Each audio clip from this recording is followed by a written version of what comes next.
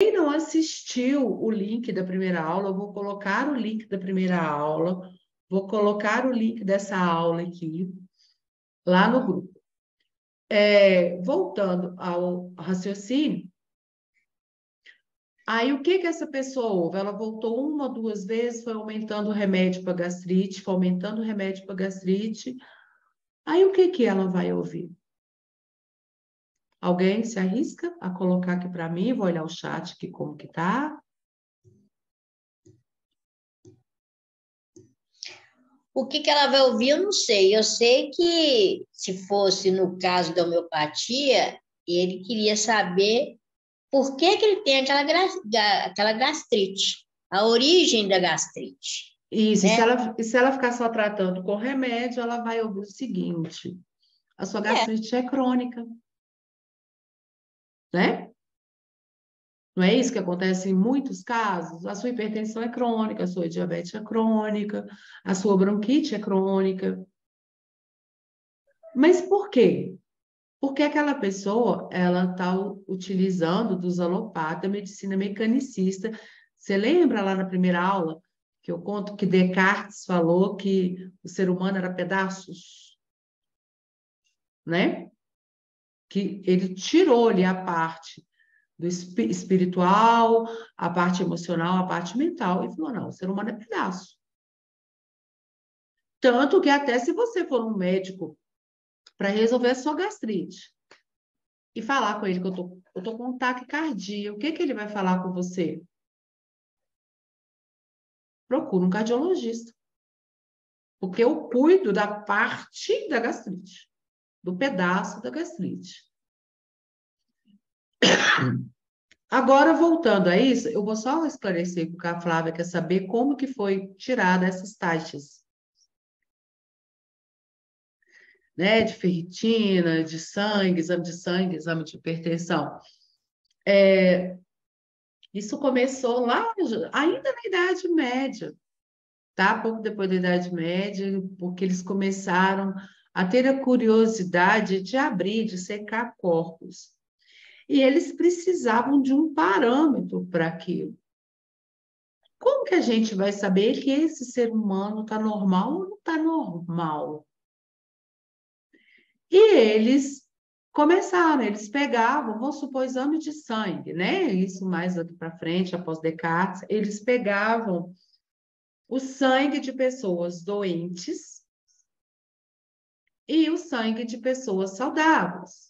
E começavam ali a medir, né? Seja o açúcar no sangue, aqueles outros todos os exames, eu não vou entrar em detalhe para a gente não sair do propósito da aula, mas eles começavam a medir. E aí, depois, aquilo ali tudo era anotado e eles falavam, ó, a maioria das pessoas normais, vamos supor, tem a glicose de 90 a 100. Então, nós vamos colocar isso como sendo normal. A maioria das pessoas que passam mal, assim, assado, ela tem a glicose de 100 a tal. E assim, foi sendo criado todos esses valores de referências que nós temos hoje aí, tá? De todos os exames. Só que a pergunta que não quer calar, será que todos os seres humanos são iguais? Até nas suas taxas de referência. Será que para eu ser normal, a minha glicose, se ela tiver 110, eu sou diabética? Vocês já pararam para pensar isso? já pensei nisso. E aí, todos os seres humanos são iguais? Respondem para mim. Não. Não. E nós vamos aprender isso aqui agora. Eu vou compartilhar. Não somos iguais. E só para complementar, por que que isso tem a ver com a naturopatia? Quem aí já ouviu falar de... A Rosa já. Não vai falar, não. Você foi minha paciente. Quem já ouviu falar de nocebo? Como é que é? Nocebo. Pode escrever eu no chat ou abrir o microfone e falar eu. Você. Pois é. Eu esqueci. Então, eu vou falar para vocês, tá? Ótimo. Então, eu vou falar para vocês. Vocês não sabem. Não tem o placebo. Quando vai fazer uma pesquisa randomizada, gente, na hora da apresentação, eu sou pesquisadora também há mais de 15 anos, está na área da naturopatia e da homeopatia. Então, quando a gente vai fazer uma pesquisa randomizada, tá? A gente quer fazer um artigo científico e provar, vamos supor, que aquela homeopatia ou aquele medicamento, ele trata tais e tais e tais e tais sintomas, né? Tem aquele placebo, que você já deve ter ouvido falar, que a gente pega um grupo, não dá nada, que é o grupo controle, chama pesquisa randomizada. A gente pega um grupo e dá a homeopatia, e a gente pega um grupo e dá água com álcool, que é o placebo. Quando é comprimido, é a mesma coisa. Dá um comprimido para um grupo, outro grupo não toma nada, outro grupo toma comprimido de farinha, isso é o placebo. E aí, depois que aquele grupo está ali no prazo determinado pela pesquisa, utilizando aquele medicamento, a gente faz a análise laboratorial e de entrevista com aquelas pessoas para ver a porcentagem de efeito do medicamento, seja ele alopático, homeopático, o que for, e do placebo. Ótimo! Muita gente se cura com placebo, com comprimido de farinha com a água, para vocês verem se a mente influencia ou não. Da mesma forma que o nocebo. Existem pesquisas já em Harvard e Yale, na Universidade da Califórnia, que comprovam o nocebo. O que é o nocebo? Eu dei o exemplo da glicose a 110, 115, que às vezes eu chego lá no médico, faço o meu exame e ele fala, sua glicose está 115, você é pré-diabética.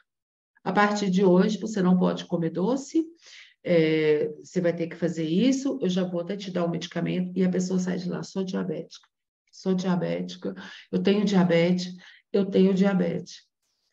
Isso, gente, é o nocebo, tá? Ele é o efeito contrário do placebo. Muita gente, numa dessas pesquisas do placebo e do nocebo, tá? Veio aqui agora a pesquisa de um comprimido que eles fizeram. Eles estavam testando um comprimido, isso nos Estados Unidos, e eles pegaram os três grupos, conforme eu falei, tá?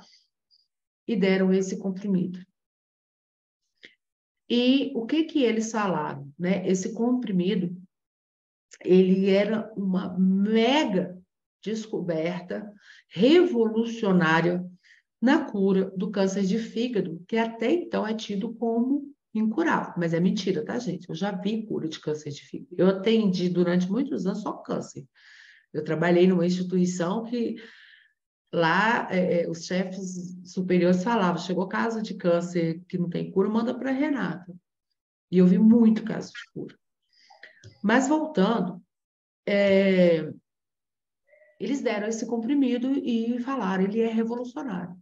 Esse comprimido, esse medicamento, ele cura o câncer de fígado, que é incurável, e é rápido que ele cura. E o que aconteceu?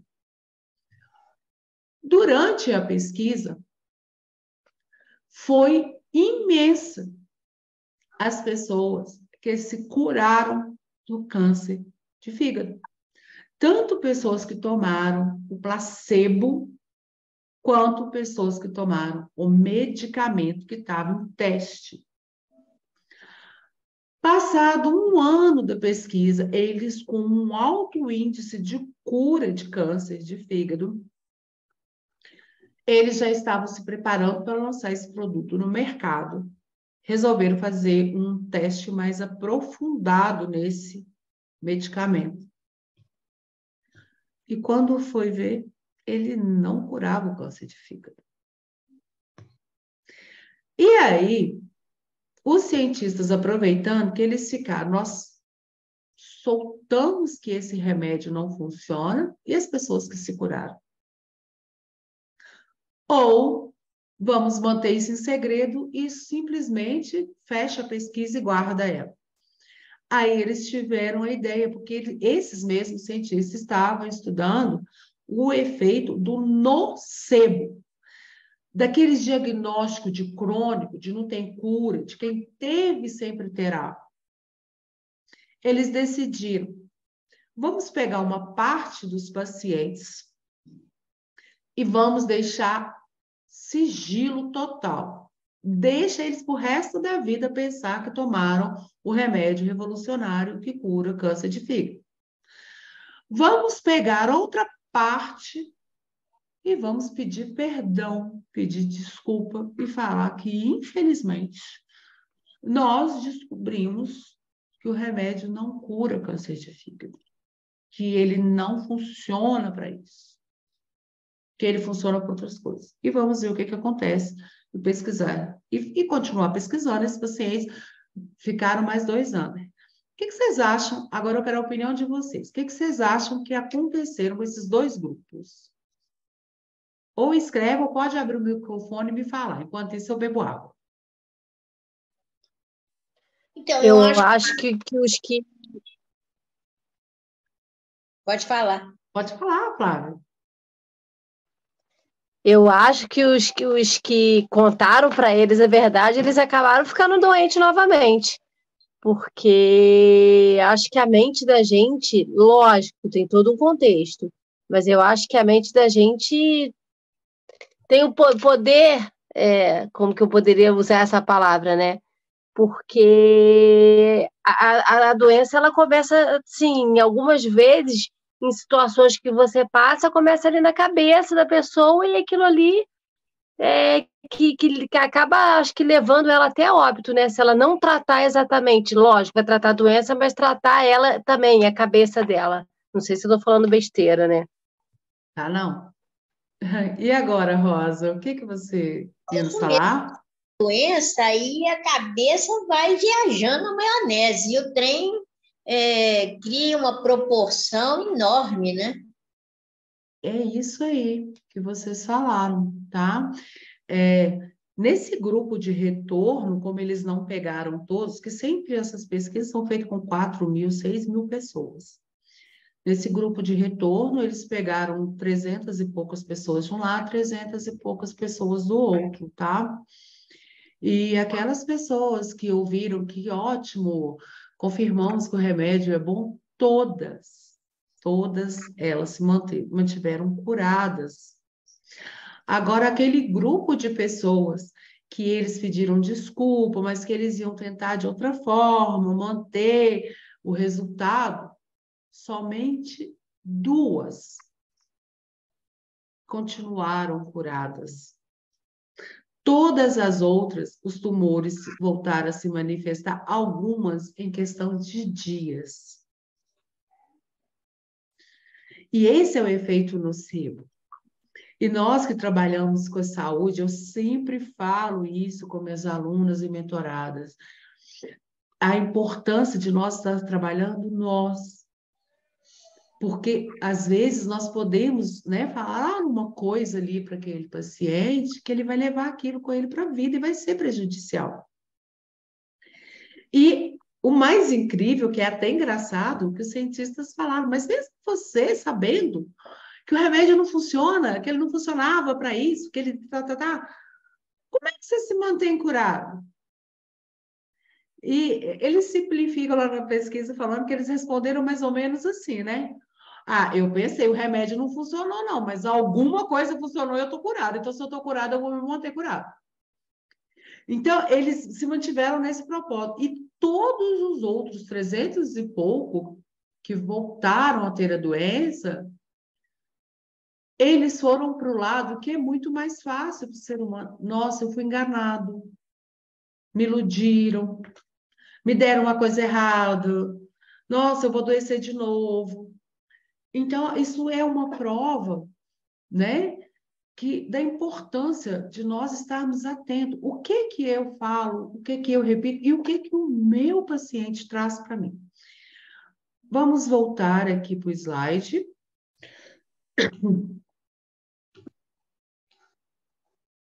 Slide não, que hoje é mapa mental, né? Aí eu fiz até uma comparação aqui, né? Que eu gosto muito de falar que tem o terapeuta bombeiro, que é aquele que nós citamos, né? Onde está doendo, aonde, vai lá e repertoriza só em cima daquele sintoma físico. E aí, com certeza, a pessoa vai melhorar? Vai. É melhor, às vezes, do que um alopático? Sim, porque ela não vai ter tantos efeitos colaterais, ela não vai estar, de alguma forma, destruindo o seu organismo, né? Mas, como a causa, não conseguiu lá chegar-se na causa, esse sintoma, esse sinal, essa doença, ela vai voltar. Então, o que é o terapeuta bombeiro? É aquele que apaga incêndio. E é muito comum, gente. Eu faço parte, tá? De grupo de professores que tem vários alunos. E a coisa mais comum da gente ver nesses grupos de pessoas que já estão atuando, pessoas formadas, que a homeopatia que é boa para dor de cabeça, que a homeopatia que é boa para Covid, que a homeopatia que é boa para essa alergia aqui, tá? Não é assim.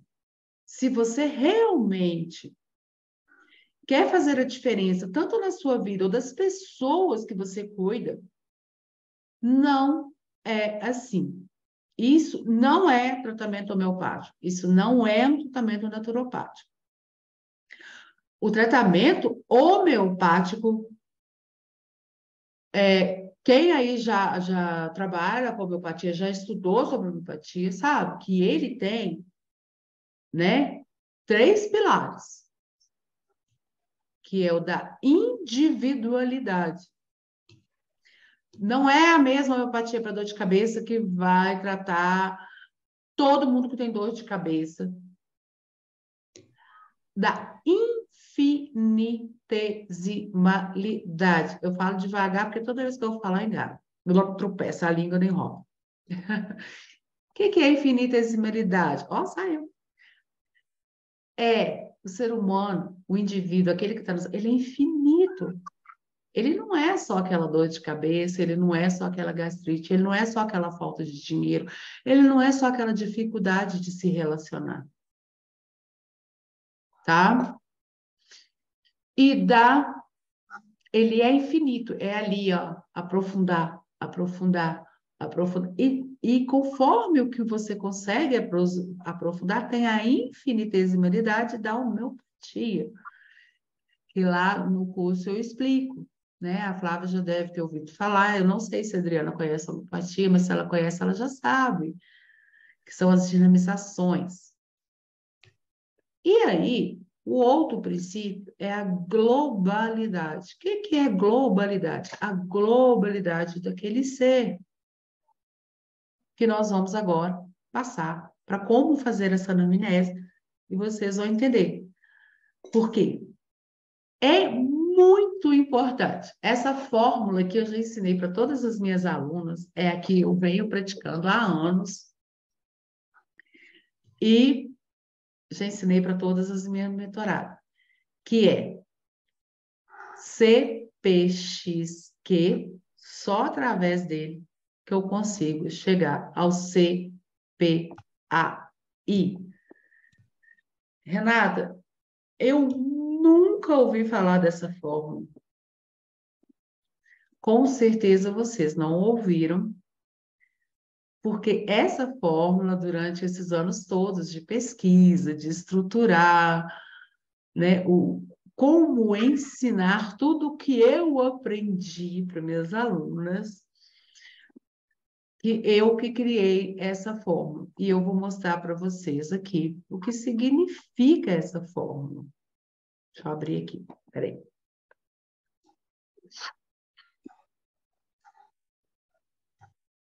Vamos lá. Renato, o que significa...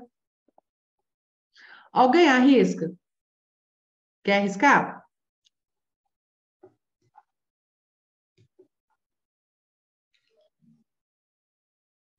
Deixa eu ver se tem chat aqui. Não.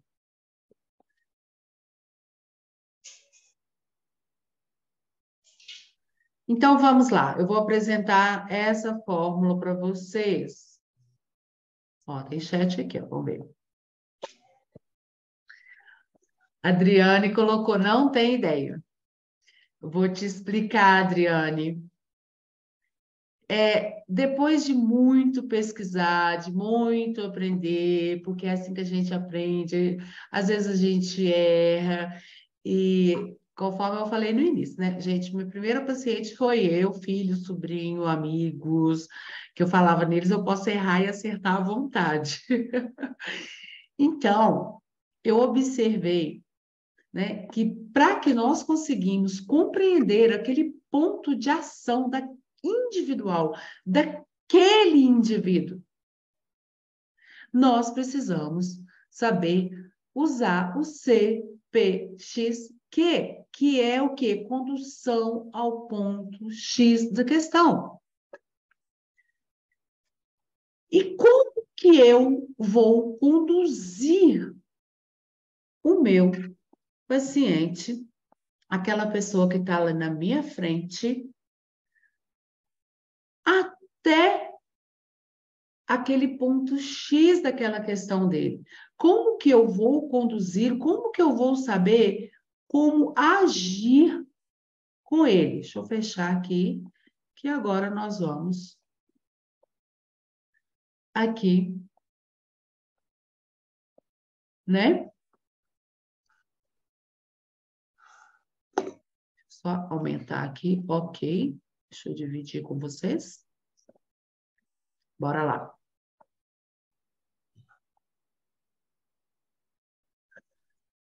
Renato, como que eu vou chegar, né, ao meu ponto de ação naquele indivíduo? Como que eu vou saber? Eu vou dar um exemplo que veio na minha cabeça hoje de manhã, igual eu falei, né, que eu já atendi 4 pessoas em idades totalmente diferentes, cada uma já estava numa fase da hérnia de hiato.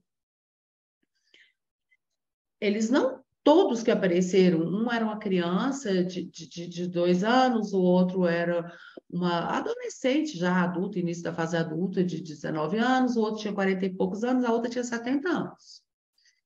Será que se eu buscasse uma homeopatia para hérnia de hiato, eu teria conseguido ajudar as 4 pessoas? Vocês já responderam aqui que não. Então, como que eu consigo chegar? Como que eu vou saber o que que eu vou dar? Se você falou que no início que não devo usar protocolo pronto, para isso, usa aquilo. Ou devo me basear só no físico? A resposta é simples, perguntando. E agora, deixa eu olhar aqui que tem uma perguntinha aqui que eu tinha fechado. Ah, tá. Hérnia de hiato, tá? Ela dá aqui no estômago, na região do estômago, é como se desse uma bolha. Tem umas que, eu tô lembrando dessa da criancinha mesmo, que uma parte estava lá ocupando o esôfago, e o que que a pessoa? A pessoa, ela começa a regurgitar, ela tem várias coisas, é uma hérnia mesmo, é uma hérnia, né? Aquela bolha que dá no estômago. E ela pode ser de vários níveis, tá? Igual essa adolescente, essa jovem que eu atendi, ela tinha muitos refluxos, ela já tinha parado de comer muita coisa, e esses refluxos que ela tinha já estavam prejudicando ela no trabalho. Essa senhora que eu atendi de 70 e poucos anos, ela já estava, assim, bem dizer, acamada, ela já não comia quase nada, ela vomitava demais. Essa criança, tá, que eu atendi, que é um caso que eu vou levar para a vida, porque eu lembro da primeira consulta, uma que o pai falando, eu só abri mão do meu conhecimento porque eu quero salvar minha filha, e eu vi que dentro da minha área eu não consigo. Essa criança, segundo o pai, ela fazia um vômito de espuma. Ela chegava a fazer de 30 a 50 vômitos por dia. Ela já tinha a boca toda ferida, Não, coitada. já. E já estava assim. Segundo o pai, ele falou: não, eu cedi para procurar a homeopatia. Eles são de São Bernardo do Campo. Ele falou que uma pessoa que tratou de outro assunto com você, me indicou você. E foi incrível, né? Porque o próprio pai falou, eu tenho um áudio dele aqui, ele falando, eu tenho que dar o braço a você. Que o meu conhecimento não conseguiu ajudar a minha filha em 4 meses, porque quando eles foram fazendo exames dessa criança, e em 4 meses ela já não tinha mais nada da hernia hiatal. E onde está o diferencial até desse resultado mais rápido? Nessa anamnese. Então, vamos para a anamnese. Tá? Antes, quero perguntar a vocês uma coisa aqui. Respondem para mim. Principalmente, né? Acredito que a Flávia, a Adriane. O que vocês veem como mais importante numa anamnese?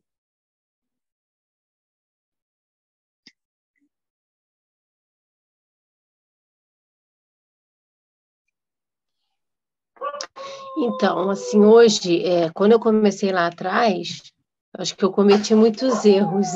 E, assim, a gente vai aprendendo, né, que eu, como era meu marido, como você falou, se a gente errar, não tem problema, a gente está em casa. Não tem problema, E aí gente. eu tenho aquele livro que tem as indicações, então eu fui mais ou menos no que ele sentia. Mas, no fundo, eu sabia o que tinha desenvolvido nele, esse problema, foi um estresse. Mas eu não sabia como que eu trataria isso, né? Hoje eu tenho um pouquinho mais de conhecimento, mas naquela época eu não tinha. Então, assim, comecei com uma medicação, passei para outra, porque eu acho que você precisa descobrir o que desencadeou aquilo ali para que você possa estar trazendo a homeopatia. Isso. Assim, na visão que eu tenho hoje. Isso, e vocês vão ver aqui agora, por que eu perguntei isso? Eu estou lembrando dessa adolescente. Eu falo adolescente para 19 anos é adulto, né, gente? Mas eu considero adolescente. Eu tô com hérnia de atal, eu não posso comer isso, eu não posso comer aquilo, tô tomando remédio assim, remédio assado, assado, assado, assado, assado. Ela começou a falar. E eu comecei a perguntar sobre ela. É mesmo? Tal.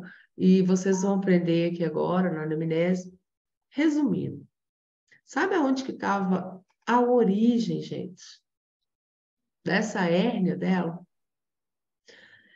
Ela, um dia, ela morava com os tios, porque a mãe morreu, ela tinha 9 anos de idade, e ela passou a morar com os tios, porque o pai namorou, casou, foi morar com outra pessoa.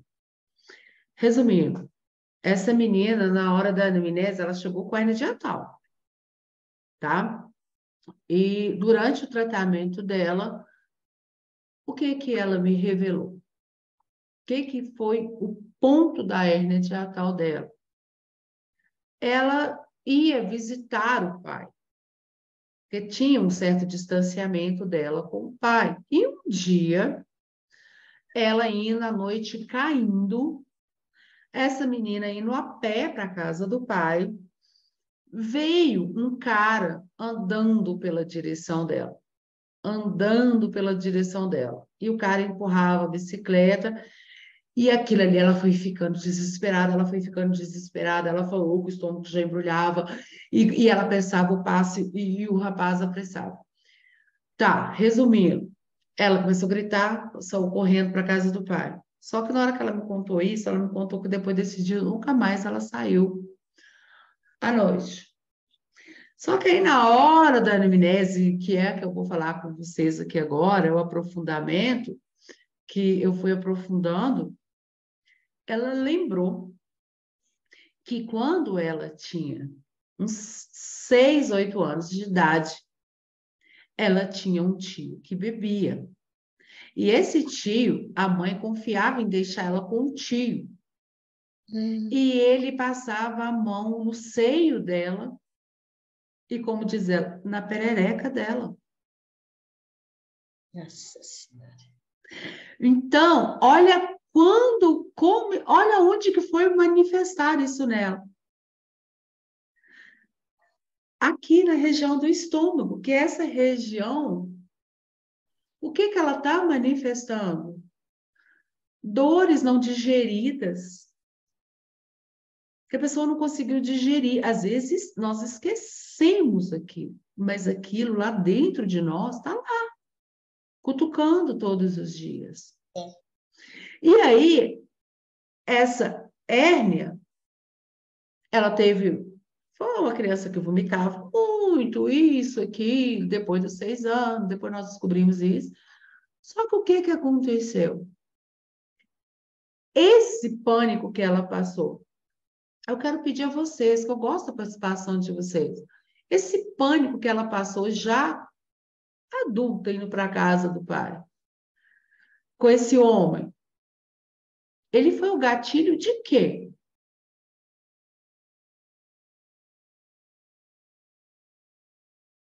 Vocês conseguem? Ou se quiserem que eu refaça a pergunta. Ele foi o gatilho desse tio que passava a mão, que ficava alisando o corpo dela, que enfiava a mão dentro da calcinha dela com 6 anos. Aquele pavor todo que ela não pôde pôr para fora, que ela não conseguia digerir, que ela não podia contar para a mãe, ela não podia contar para o pai, ela não podia contar para ninguém. Tá? Isso refletiu na vida dela toda. Só que um sinal, lembra que lá no início eu falei que a doença ela é um sinal que existe algo maior dentro da pessoa, dentro daquele indivíduo.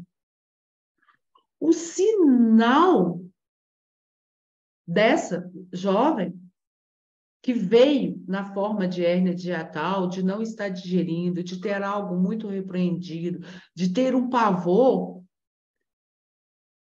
ele foi despertado no dia que ela viu aquele cara meio bêbado andando atrás dela. Talvez o cara nem queria falar nada, talvez ela falar que ela aumentava o passo e que ele aumentava, isso já veio do pavor, porque aquele cara tinha alguma característica daquele tio lá do passado,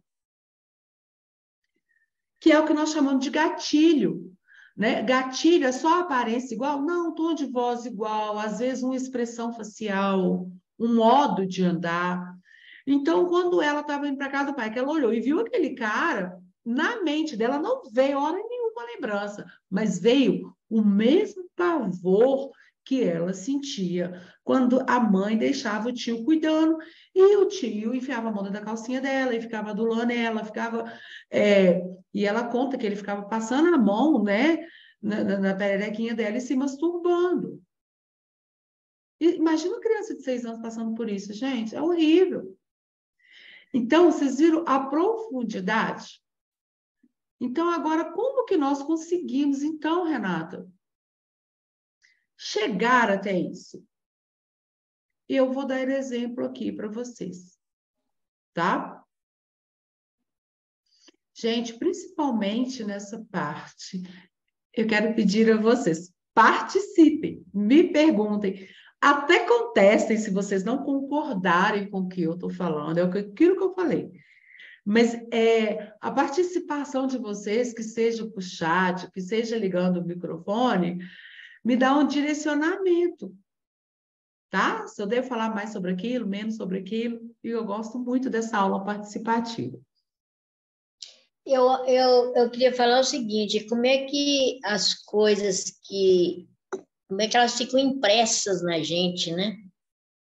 Sim. E fica assim uma coisa lá longe, né? E vai às vezes se manifestar, igual no caso dela, né? Bem lá na frente, né?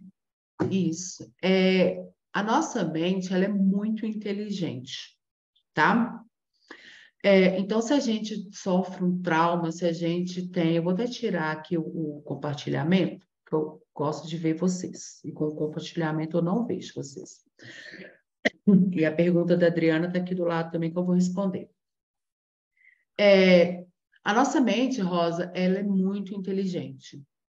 Então, coisas que ela vê que se ela ficar lembrando todo dia ali, ela vai tirar a nossa vitalidade, nós não vamos conseguir seguir adiante, ela guarda. Eu vou fazer uma analogia seguinte, tá? Vamos dar o exemplo dessa menina mesmo. Imagina essa menina se ela chegasse aos 19 anos, todos os dias lembrando do tio, enfiando a mão na calcinha dela, manipulando a vagina dela, o seio, e o tio com o pinto ali para fora, que igual ela falou comigo, nossa, agora que pavor, agora eu lembrei porque eu odeio sexo. Nós demos não só o tratamento da antidiatal, mas nós demos, ela já está de alta, já foi um bom tempo que eu atendi ela, uns anos atrás, mas o processo continuou, tá? Porque as pessoas, às vezes, a hérnia foi o gatilho. E a Rosa perguntou como que isso, eu esqueci a palavra que você falou. Como é que as emoções ou alguma situação, né, de estresse ou de pavor, como é que elas ficam impregnadas na gente, né? Isso, então deixa eu te falar. Vocês já observaram que, vamos supor, que você está na rua ou que você está aí na sua casa agora, vocês todos, e alguém que vocês gostam muito, ou vocês estão na rua ou dentro de casa e alguém chegou e fez algo muito absurdo com vocês, algo inadmissível. Ou te xingou, ou te agrediu, ou fez algo absurdo com vocês. Quando isso acontece, vem aquele estado de choque, às vezes de raiva, de ira, de revidar, ou alguns de paralisação, né? Alguns dão crise de choro, mas tem esse momento muito pesado. E quando isso acontece, como que nós acordamos muitas vezes no outro dia? Pode colocar no chat ou responder no microfone.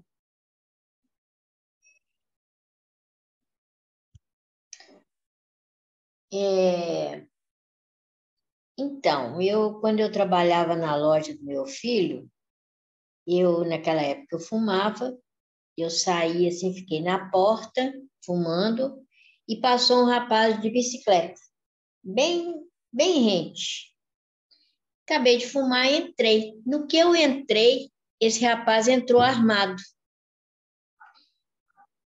Eu vou te falar, o pavor foi tão grande, eu ficava apertando aquele botão de pânico, e o cara quer dinheiro, e eu falei que não tinha acabado de abrir a loja.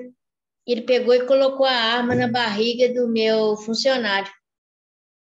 Aí eu fui ficando mais apavorada ainda, até acabou que esse rapaz deu a moto para ele e foi embora. Então, é aquela sensação de todo mundo que entrava na loja, você ficava assim, nossa, será que vai me assaltar? Né? O que será que vai acontecer? E por muito tempo eu fiquei assim. E depois? Não, depois eu sei que eu saí, eu liguei para meu filho, ele falou, fecha a loja, eu andei os 2 quarteirões no carro, parei, Não, chorei até não poder mais. eu estou te perguntando depois, tá? Gratidão pelo exemplo, foi um bom exemplo. Então, o que que aconteceu com você? Você passou por aquele pânico absurdo, aí você falou que por um bom tempo você ficou tensa, ficou com medo de ser assaltada novamente, porque aquilo vinha na sua cabeça. Só que aí, depois que passa um tempo daquela tensão, tem gente que dura 2 semanas, uma semana, um mês, 2 meses, 3 meses. Cada ser é único, é individual, né? Mas aí o que que acontece? Você não passa a viver a sua vida e nem lembrar daquele assalto mais. Passa a viver a sua vida. Vai para outro trabalho, vai viver a família, vai passear, e ele nem vê a mente mais. eu vou abrir um quadro branco aqui para que vocês entendam melhor. Vamos abrir quadrinho branco. Ok. Vamos abrir.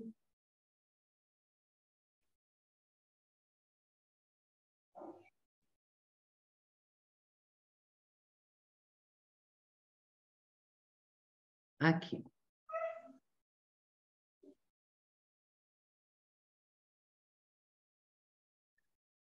Vocês estão vendo um quadrinho branquinho aqui?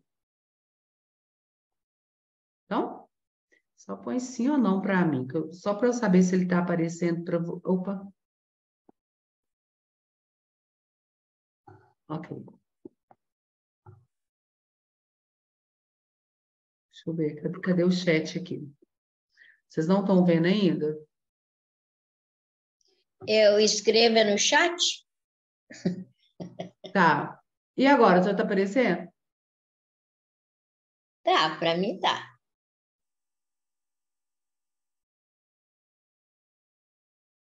Vocês estão vendo uma tela branca? Uhum. Então tá. Acabar com o compromisso. Eu não estou Então, vendo a pena branca, não. Tá uma coisa branca com pontinhos pretos só. isso, essa tela, isso mesmo. Então, eu vou fazer um desenho aqui, gente. Não sou desenhista, tento ser, mas dá para entender. Então, vamos lá, tá? Vou pegar uma corzinha aqui. Pronto. Ótimo. E uma espessura mais larguinha. Pronto. Aqui, ó. Não, eu não quero linha, não. Agora vai linha. Eu quero lápis.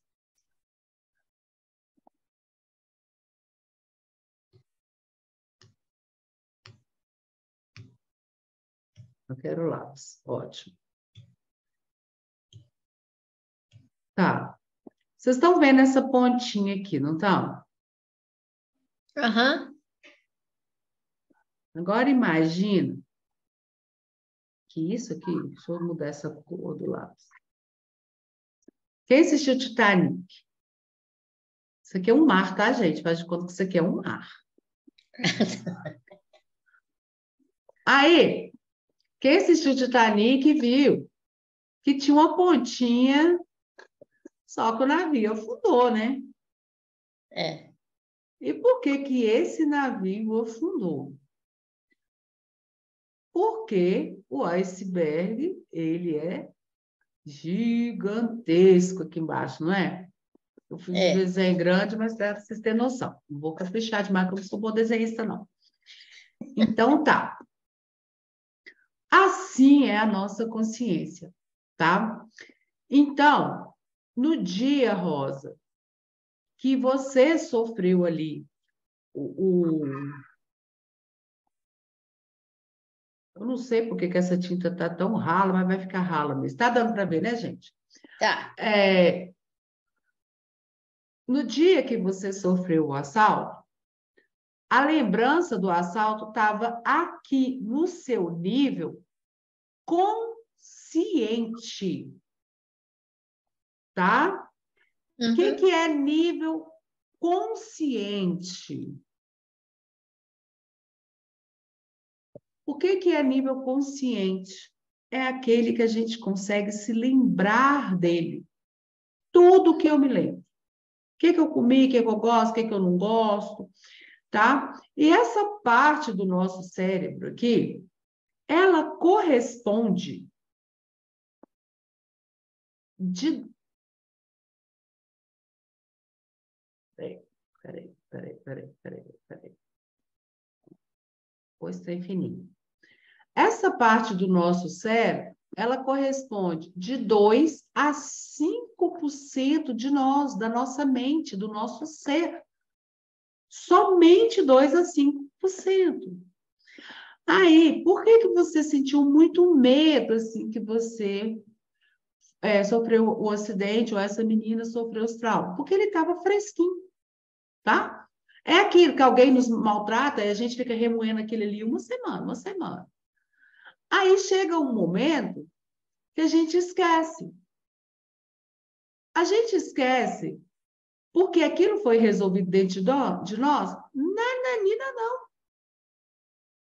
É porque a nossa mente é inteligente, a gente precisa continuar. Nós temos uma mente de sobrevivência e a gente precisa de continuar. Se a gente ficar lembrando de todas as nossas dores, nós não vamos continuar. Ela vai e joga aqui para baixo. Que vocês já devem ter ouvido o termo subconsciente, inconsciente, que representa de 99, lindo, de 95 a 98% de nós. E como que nós conseguimos chegar a isso? A esse subconsciente?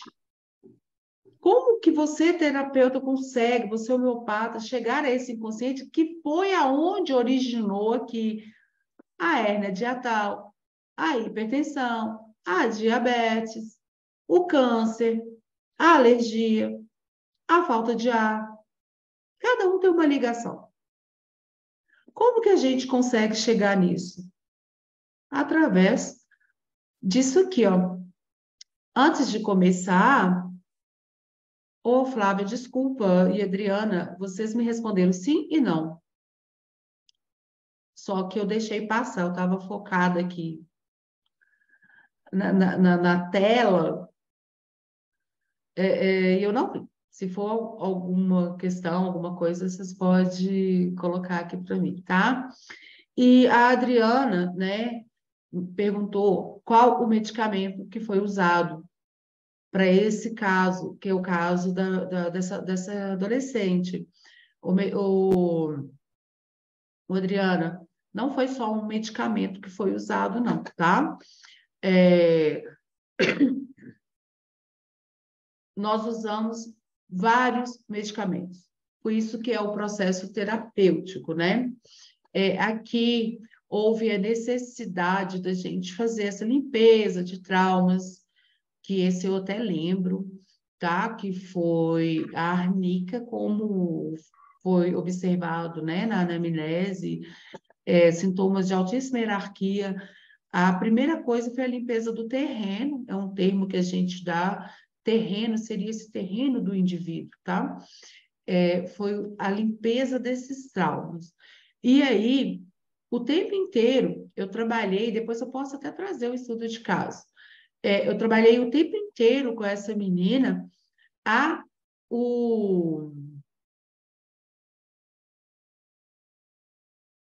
ingressando. E após fazer essa limpeza do terreno com ela, lembrei o segundo medicamento. Olha que delícia. Gente, tem muitos anos que eu atendi essa menina, tá, Adriana? Foi feita a limpeza do terreno dela com a arnica na LM. Eu só não vou arriscar falar aqui as dinamizações, mas porque já apareceram sintomas de altíssima hierarquia, que é quando nós vamos usar a LM. E logo que foi feita essa limpeza desse terreno dessa menina, que foi feita a limpeza desses traumas dessa menina, né, veio à tona uma dor gigantesca da perda da mãe também, tá? E como ela tinha similitude com a Ignátia, que antes ela havia tido uma perda também aos 4 anos muito grande. Então, o processo dessa menina todinho, ele seguiu não focado, tá, na hérnia de hiato, na hérnia de hiatal, mas focado nela,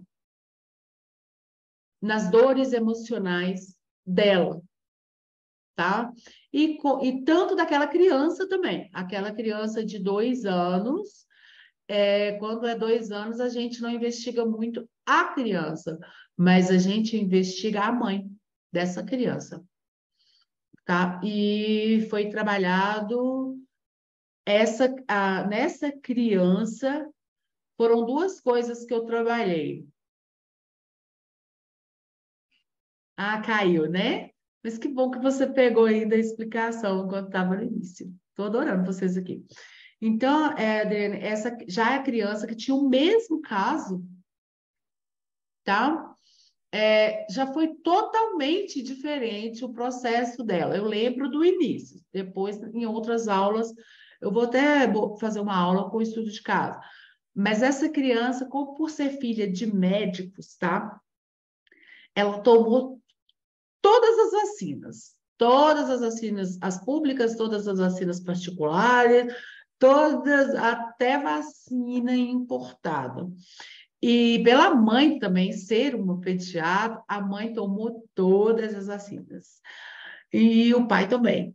Então, essa criança, a limpeza do terreno dela já foi feito, né, de vacinas, de vacinose, tá? Aí eu entrei com essa limpeza, não sei se você já ouviu falar, se não ouvir, coloca aqui para mim, tá?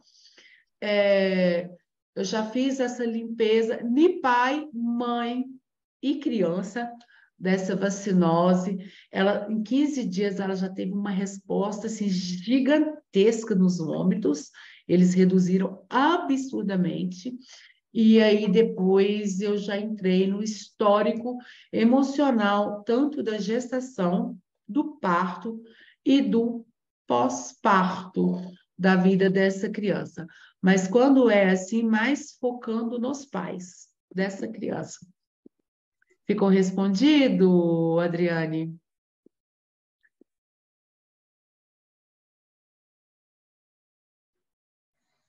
Enquanto isso, eu vou compartilhar aqui e vamos voltar agora. Como que nós iniciamos? Como que eu oriento a... De nada, obrigada eu. E pode perguntar, tá, gente?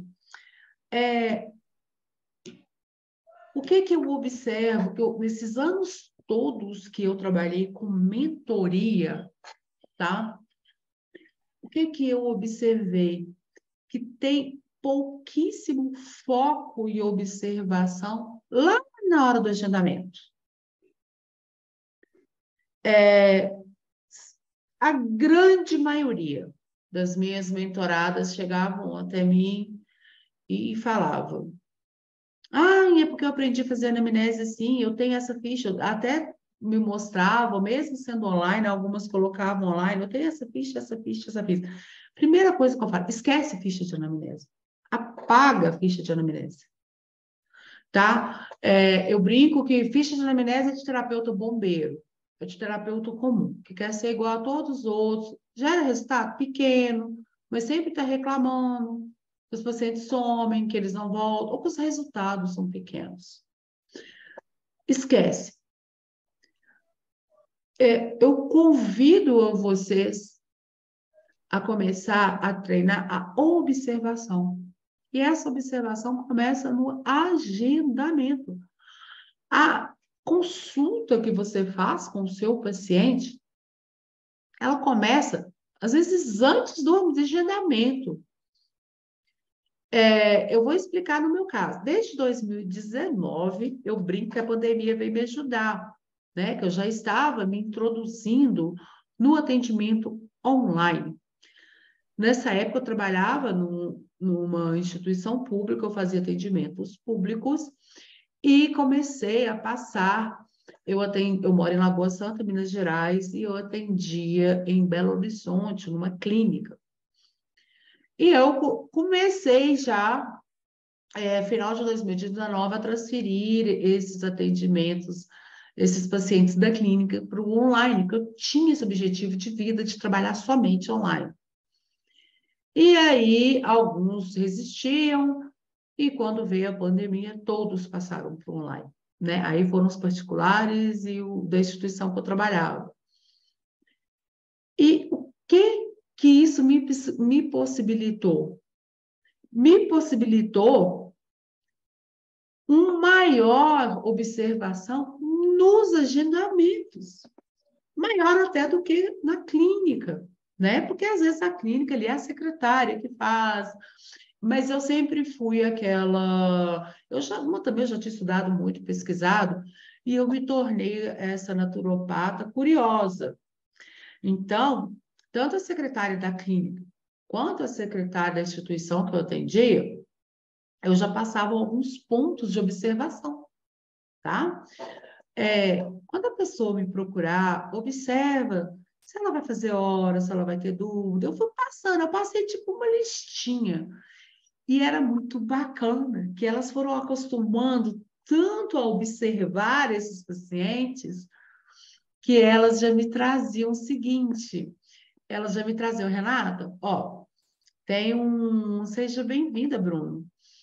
Ela já me trazia o seguinte, Renata, tem um paciente novo aqui, ele tem tal sintoma, mas ele já chegou e falou, ó, eu quero marcar e tal, esse aí foi desse. Ela me passava uma breve descrição. Ou então, ele entrou em contato, demorou 4 dias para responder, porque é importante você observar isso, tá? Como esse paciente ele age? Como ele é uma pessoa que chegou e falou, eu quero marcar com você, eu quero começar meu tratamento. Ou ele falou, eu quero saber como é o tratamento. Ou ele falou, quanto que é o tratamento? Ah, tá, depois eu te falo. Ou ele já falou, não, eu queria muito fazer, mas eu não posso pagar. Isso tudo ele já está se mostrando para você. Então, o primeiro segredo de uma anamnese de conexão é começar a observar esse paciente quando ele entra em contato. Tá? Eu lembrei de um caso de uma paciente que eu estou atendendo, tem 3 meses, que ela viu uma entrevista minha e no outro dia ela entrou em contato. E ela já entrou assim, decidi que quero marcar uma consulta com você. Oh, que ótimo! Quem te indicou? Não. Aí ela colocou assim, eu já te persigo nas redes sociais há 2 anos, porque você atendeu uma conhecida minha. Olha a frase dela, eu já te persigo, e risos, mas isso é um indício, tá? Lembra de falar, vamos nos espíritos de julgamento. É entender aquele indivíduo. E eu decidi que eu quero fazer. Aí eu, que ótimo. Então, já vamos olhar a data aqui, te falo. E eu olhei a data, ela falou, falei, eu tenho essa data, eu quero essa data. Me manda, por favor, formas de pagamento, valores, que pode ser assim, eu vou olhar aqui e te falo. Aí eu mandei lá a forma de pagamento, de cartão, do processo, de tudo, igual eu já tenho aqui tudo. E ela chegou e falou, me mandou o link lá, me mandou o comprovante. Então, eu quero pedir a vocês, como nós, né, estamos treinando a anamnese, o que vocês conseguiram perceber nessa paciente? Coloquem ou no chat, ou pode abrir o microfone. Vocês conseguiram pegar já alguns pontos já dela no agendamento? Ela foi muito objetiva, né? Objetiva. O que mais?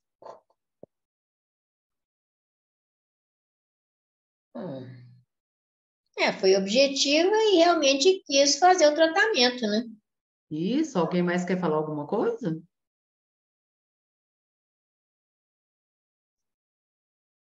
Então, eu quero só acrescentar uma coisa. Vocês viram que ela usou a palavra, mesmo de brincadeira, eu te persigo há 2 anos no Instagram?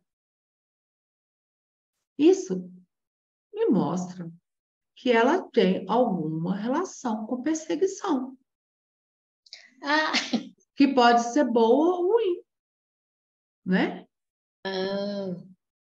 eu pensei na coisa boa.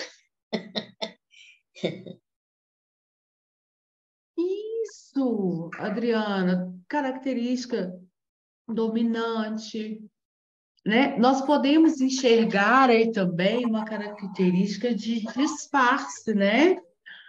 Porque quando nós usamos o termo perseguir, perseguição, nos remete a uma coisa igual. Nós podemos até usar as palavras da Adriane aqui, né? de dominante mesmo, estou ali perseguindo, estou ali atrás. Mas a gente observa uma característica de disfarce quando ela colocou eu te persigo e vi sua entrevista de ontem e já quero fazer. E ela colocou gargalhadas. Né? Será o que ela quer disfarçar nessa perseguição?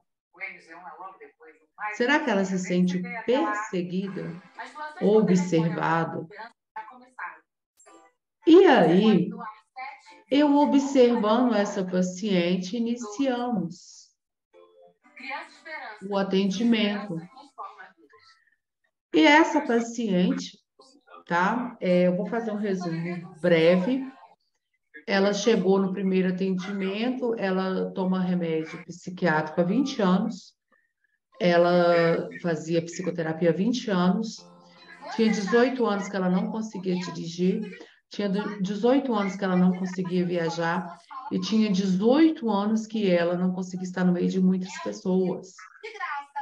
E ela já se sentia prisioneira, tá? A perseguição. Tem alguém me perseguindo, eu sou prisioneira. Vocês viram que ela já deu a deixa lá no agendar a consulta, nos contatos dela? E resumindo, no desenrolar dos atendimentos, ela ainda está em atendimento, ela não teve alta. Essa paciente, ela sofreu, tá? Só na última casa, que era a casa do sonho dela, que era a casa da realização. Por quê? Porque a casa era linda, ela construiu a casa como ela queria, e tinha um ponto muito importante nessa casa, que o pai que já faleceu, que foi um engenheiro dessa casa para ela. Só que lá, ela sofreu 5 assaltos à mão armada. Então, vocês viram como que ela já me falou muito dela na hora de agendar. Tá, eu achei que tinha alguém aqui que apareceu, mas saiu. Tinha alguém querendo entrar e depois saiu de novo. Então, essa observação, eu vou convidar vocês a despertarem, tanto em vocês quanto no outro. Não olhar a palavra só por si, igual perseguição. O que é perseguição? Não, por que perseguição? O que tem mais? E ir juntando aquilo no ser. Outra coisa, né, que é importante e que faz um grande diferencial na anamnese, eu vou fechar essa abinha aqui, a observação antes dele entrar no consultório, seja o consultório físico ou online, tá? Tem pacientes que eu costumo mandar o link entre 5 minutos e 1 minuto antes do atendimento, tá? Eu não mando com muita antecedência. Porque eu uso essa espera para conhecer aquele indivíduo, para eu entendê-lo, como eu consigo guiar. E ele me dá sinais o tempo inteiro dele. E aí, depois de muito pesquisar, depois de muito testar, eu envio o link do atendimento entre 5 minutos e 1 minuto. E aí, o que pode ali acontecer? Tem paciente, lembrei de uma que no início dava 8 minutos, 9 minutos, e isso, gente, não só no primeiro atendimento, não, tá, Adriana? Gratidão, Adriane. Na segunda, tá? Nós vamos ter outra aula. Você está no grupo, né? Deixa eu abrir aqui a Flávia. Opa, está ingressando. Está ingressando. Ok. E eu te convido nós vamos ter uma aula, tá? Conforme for, eu vou até interromper essa aqui. E nós vamos iniciar de segunda falando um pouco mais sobre isso. E eu te convido a estar presente. Gratidão por ter estado aqui. Então, continuando, gente, eu fui falar dessa paciente, né, que não era o primeiro atendimento dela. Só que no início do processo terapêutico dela, todo o atendimento deu 8 para o horário dela, 7. Ela começava, tá? Você vai mandar o link? Ou então, eu tive outras que às vezes te perguntar se mandar o link. Você já viram aquelas pessoas que mandam um pontinho final, um pontinho no seu WhatsApp, só para o seu WhatsApp acender? Aquilo ali ela está me mostrando sobre ela. Eu estou entendendo de que ela precisa, em que eu preciso dar atenção. E é isso que eu quero convidar a vocês. Isso faz parte de uma anamnese que conecta, tá? É observar.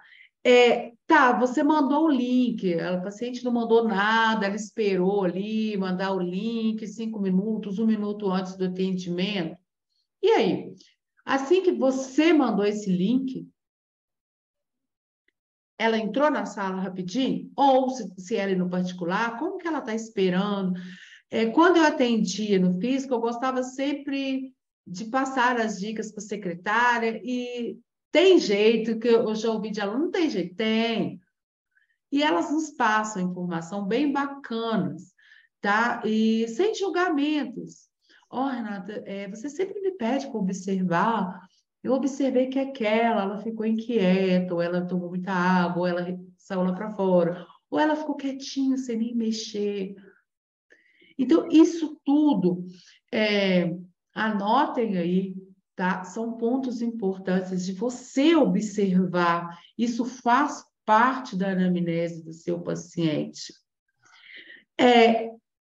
Se é online, você mandou o link, ele entrou imediatamente na hora, que eu mando com 1 minuto de antecedência, já com essa intenção. Eu tenho pacientes que entram com 1 minuto de antecedência, o link bateu lá, ele entrou. Eu tenho pacientes, por isso que eu mando entre 5 a 1 minuto, tá?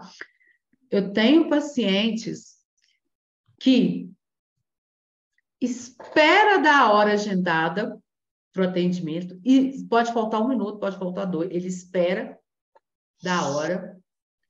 E eu tenho pacientes que nunca entram, principalmente no início.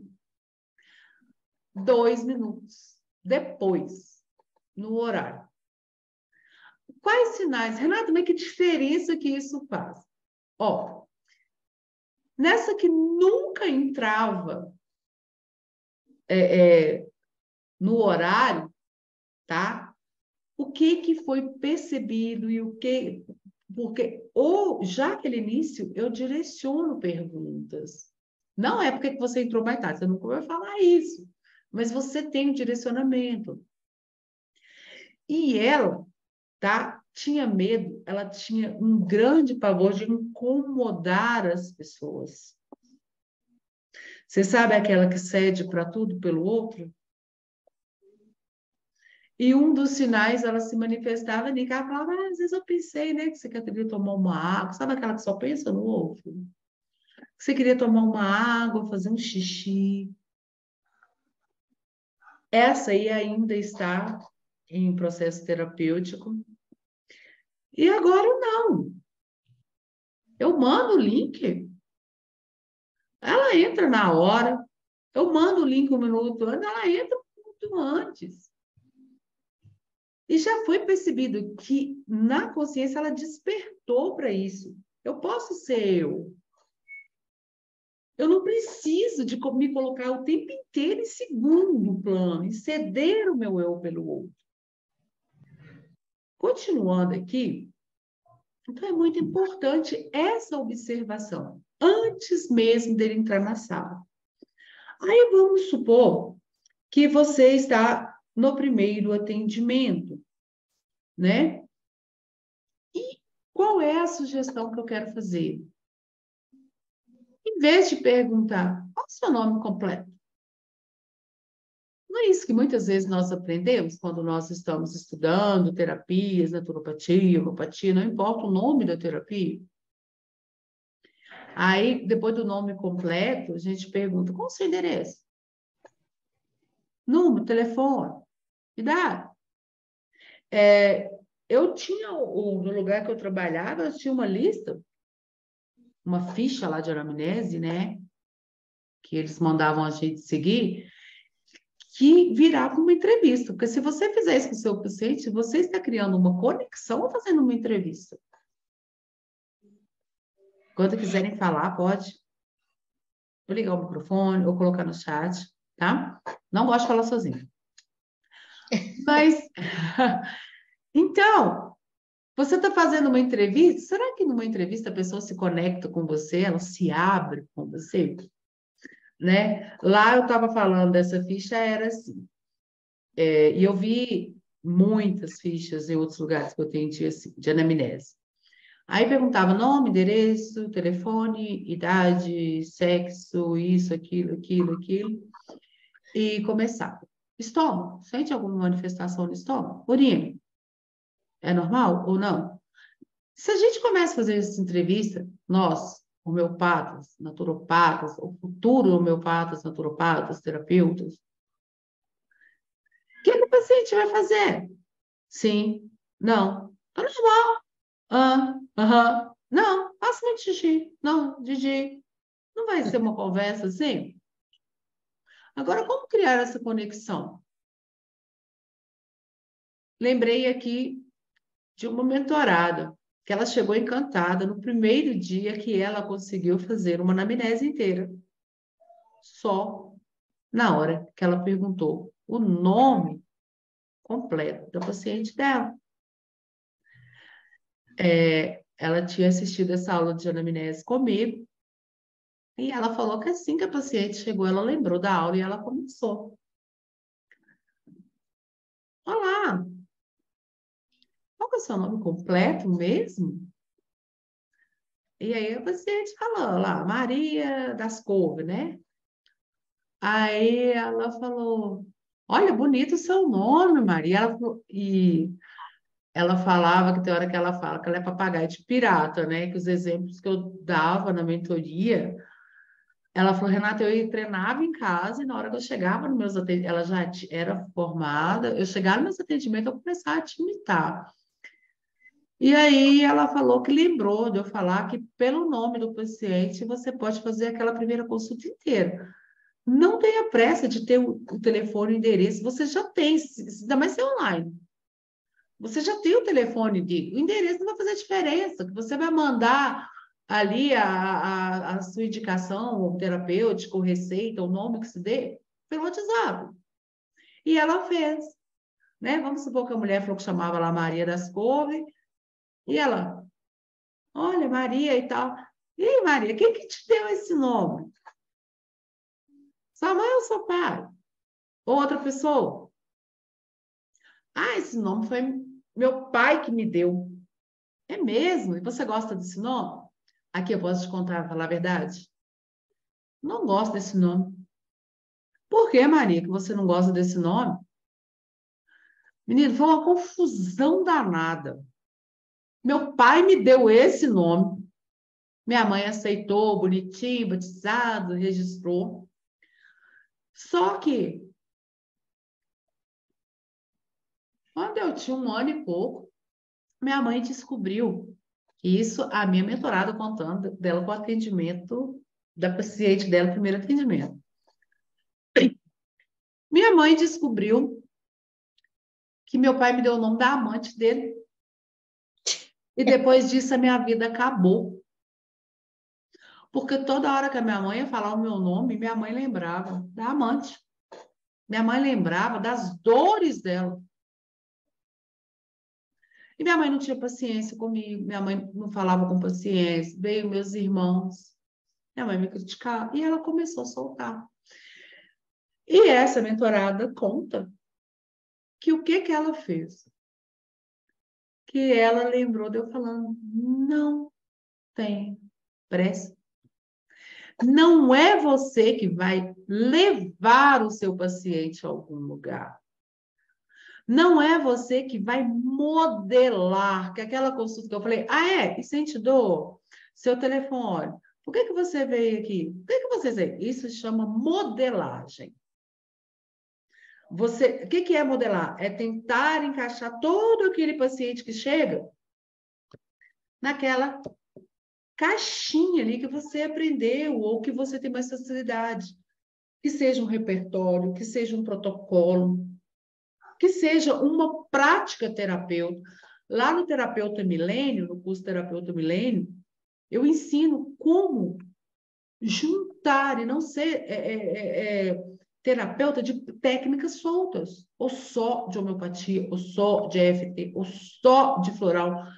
Porque às vezes o seu paciente naquele dia ele não necessita de uma homeopatia, mas igual um caso que eu atendi hoje que necessitava muito de uma EFT. Então, não tente nunca modelar, mas qual é a função? E eu uso esse termo, sim, de um terapeuta de sucesso. É guiar. É a primeira coisa, se conectar com o seu paciente. E você consegue essa conexão lá na hora que você fala, é mesmo. Maria, você gosta do seu nome, Maria? Ou então, sua cidade, igual eu tive um caso, né? Que aí eu falei do nome, ela deu respostas rápidas. Eu adoro meu nome, eu sou muito feliz com o meu nome. Que bom, quem te deu esse nome? Meu pai e minha mãe. Então eu vi que eu não precisava ali. Tá. Apareceu uma mensagem. Deixa eu ver aqui. Flávia.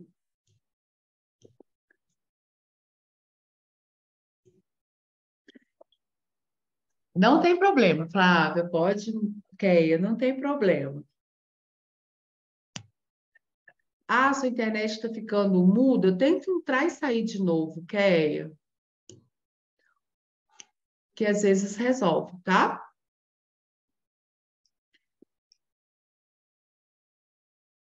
Então, voltando aqui ao que eu estava falando, aí eu vi que não tinha como aprofundar.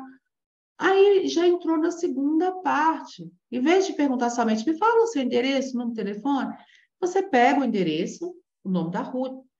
Há quanto tempo que você mora nessa casa? Tem lembrado dessa paciente que eu lembrei que agora. Há 10 anos. Aí, por que você mudou para essa casa? Porque aqui eu me sinto protegida, eu me sinto cuidada. É mesmo. E na outra você não se sentia. Acabou que ali rendeu aquele primeiro atendimento. Aí a gente deixa para depois. Eu quero saber mais dados dela, data de nascimento. Deixa para o próximo, vai ter a oportunidade. Mas mais importante do que aquelas perguntas prontas que vêm na anamnese, muitas vezes, e do que você tentar modelar e colocar aquele indivíduo dentro de uma caixinha, que isso não é coisa da medicina vitalícia, que é o que nós estamos aprendendo aqui hoje, do ser vital. Conecte-se, se interesse, pergunte para ele. E, com certeza, com essas perguntas, né, muitas vezes, tá? Eu já há alguns anos, nos meus atendimentos, eu não chego a essa pergunta aqui, ó. Agora, se você ainda tem dificuldade, em vez de perguntar o que você está sentindo, o que te trouxe até aqui? Porque, com certeza, se você já se conectou, tá, com o seu paciente lá no nome dele ou no endereço, ele já soltou. Igual no caso dessa da casa. Porque eu tenho pavor. Eu me sinto tão insegura. Eu me sinto tão desprotegida. Ainda mais que a minha vida é ser abandonada. Eu fui abandonada. Aí ela já soltou que foi abandonada pelo pai, que ela foi abandonada pelo amor da vida dela de 20 anos, e que ela teve um casamento que ela nunca amou, mas também foi abandonada, porque ele foi assassinado. E ela começou a ter pânico. Ela morava numa casa, mas que não era dentro de um condomínio, e ela começou a ter pânico, porque ela se sentia desprotegida, ela não se sentia segura, ela começou a ter muito medo, ela parou de dormir. E há 10 anos que ela mudou para essa casa, então ela já soltou tudo. Eu nem precisei te perguntar por que que ela veio à consulta.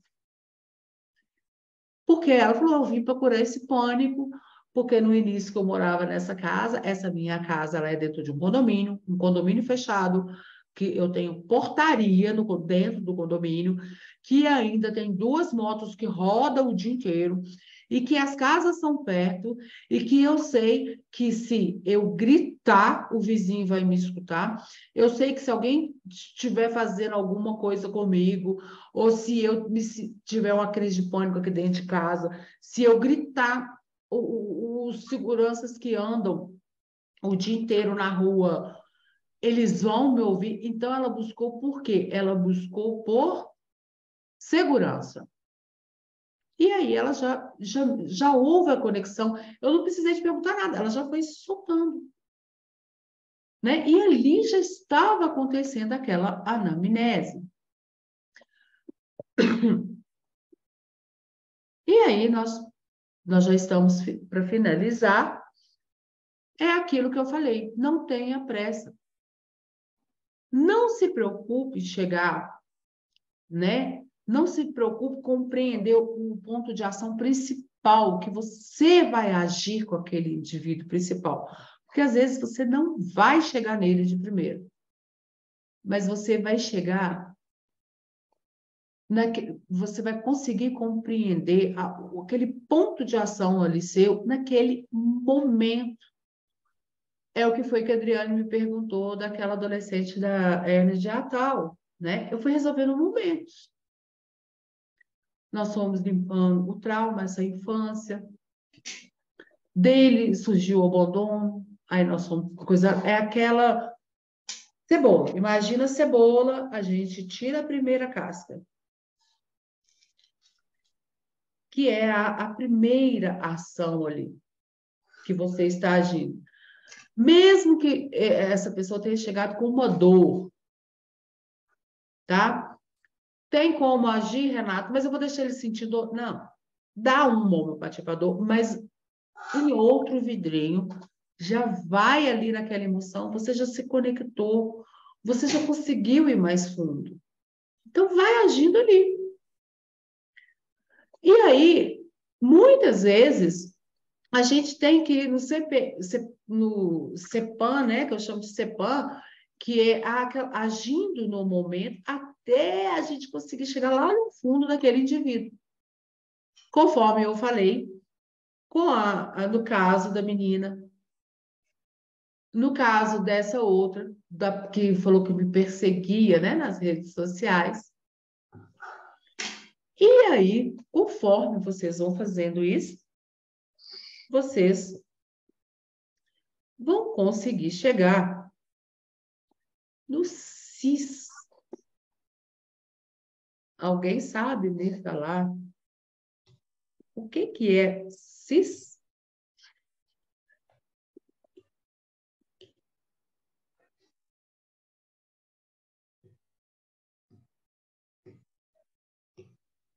Deixa eu abrir aqui.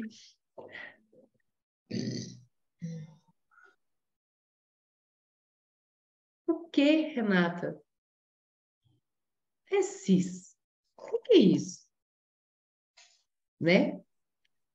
É a compreensão individual daquele ser que te procurou para aquele processo terapêutico. Quando que a gente chega nisso? Pode ser com 3 meses, pode ser com 4, pode ser com 1 ano, pode ser com 2 anos. Eu teve um caso que eu atendi durante 2 anos, aí ela falou que ela já tinha tido um progresso muito grande, ela já tinha caminhado muito, e eu, como naturopata, eu tinha percebido que ainda havia algo assim que necessitava ser olhado. Mas para ela estava bom. E aí, o que que ela fez? Ah, eu vou parar por aqui e tal, estou muito bem, estou bem no meu relacionamento e tal. Isso já foi há uns 2 anos e meio atrás. Quando foi início do ano, ela passando por uma fase muito difícil, ela me procurou. E aí, nós iniciamos o processo terapêutico e foi fantástico, né? Porque justamente naquele caos, aquele caos foi um sintoma. Lembra de eu falar que doença, que os sintomas vêm para mostrar que tem algo que está no momento de ser cuidado, de ser olhado, de ser observado e ser tratado? E ela me procurou, ela estava com um conflito muito grande no relacionamento. Tem pessoas, eu já dei esse exemplo, tá, em mentorias, a pessoa fala, mas não teve um bom final. Por que não teve um bom final? Porque ela chegou à conclusão que ela queria separar, separou. Quem disse que todo mundo tem que ficar junto, né? E essa separação, ela foi boa para ela e boa para o parceiro dela, porque eles observaram que o que prendia no relacionamento deles não eram os objetivos deles de vida, as metas de vida, mas sim o medo de estar sozinho. Aquela criança, que mesmo eles sendo jovens, porque ela é jovem, ela tem 29 anos, 30 anos, fez 30. Mesmo eles sendo jovens, eles traziam aquela crença lá de família. Casou, casamento tem que durar, casou tem que aguentar, casou tem que abrir mão. E foi incrível, gente. Foi incrível que dessa segunda vez que ela voltou, mas foi muito rápido. Primeiro ela veio com uma dor gigantesca. Quando passou esse momento de turbulência, ela conseguiu, que essa é a nossa função, né? Ela percebeu. Quem era ela? Ela percebeu os propósitos dela. Ela percebeu que ela estava presa em um relacionamento, mas era uma pessoa que ela queria viajar, ela queria morar fora do país, ela queria se aventurar. E ela nunca ia conseguir. Foi muito incrível. E ela chegou lá nessa essência dela. E o que... Gente, foi incrível o caso dela.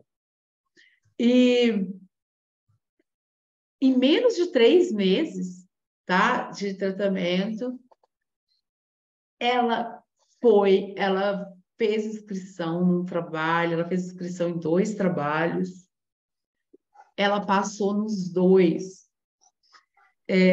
Eu até recebi um áudio dela ontem, porque ela ainda vai continuar por um tempo o processo terapêutico, ela teve que dar uma pausa de 1 mês e meio. Sabe por que ela teve que dar uma pausa de 1 mês e meio?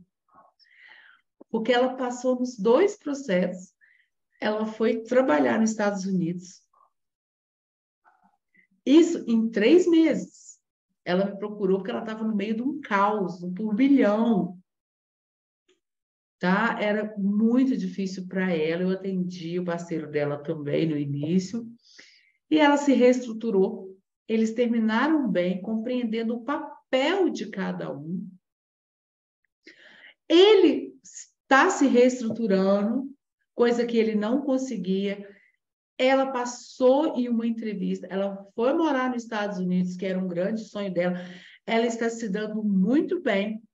E agora ela me mandou o áudio que ela, na outra seletiva, para trabalhar definitivo lá, e no que era o emprego dos sonhos dela, que era trabalhar gente na Disney.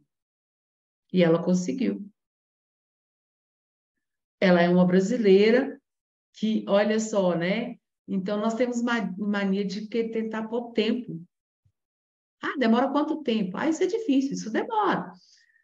Se uma pessoa que em janeiro estava num caos financeiro, num caos de relacionamento, falasse que ela estaria morando nos Estados Unidos em maio, muita gente ia rir da cara dela, não ia? E ela, como que ela conseguiu isso? Eu quero deixar esse caso com vocês. Foi justamente nessa observação terapêutica, no guiar. Porque às vezes nós nos cobramos, tá? É muito comum lá no início a gente se cobrar. Ah, eu tô lenta. Ai, será que eu ajudei? Ai, aquele paciente não tá andando. Não, cada um tem o seu tempo. Da mesma forma que ela, de janeiro a maio, já estava nos Estados Unidos ainda, ela não teve alta e ela já chegou tanto lá na compreensão do CIS que ela falou, eu entendo que eu ainda tenho pontos a trabalhar, e são esses, e por isso eu vou continuar. E agora ela entrou em contato, porque nós vamos retomar. Ela já, eu sei que ela já tem consciência dela, do papel, e até das necessidades dela. E é essa a função. E é isso que nós conseguimos com uma anamnese de conexão. E veio na minha cabeça uma pergunta aqui, que é muito comum. Renata, então se eu demorar a guiar esse paciente, a se enxergar, não é você que demora. É o seu paciente, é a pessoa que está na nossa frente que nos permite. É ela que vai ditar o nosso ritmo.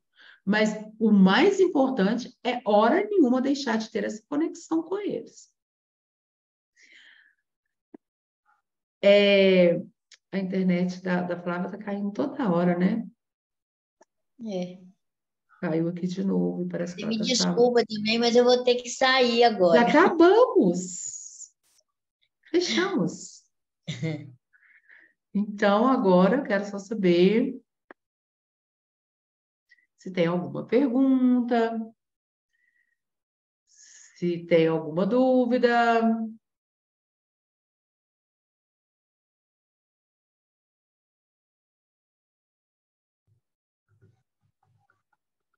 Tem, Rosa?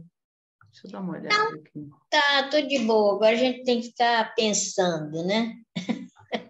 Isso! E eu quero te pedir, tá? Se der para você compartilhar lá o que você achou da aula. Eu vou pedir às meninas para colocarem também, porque está aparecendo aqui para mim que ela está tentando conectar, mas que não está dando sinal. Ok. Gratidão por estar aqui hoje. Na segunda-feira nos encontramos novamente. Beijo. Muito obrigada. Beijo, ótima noite.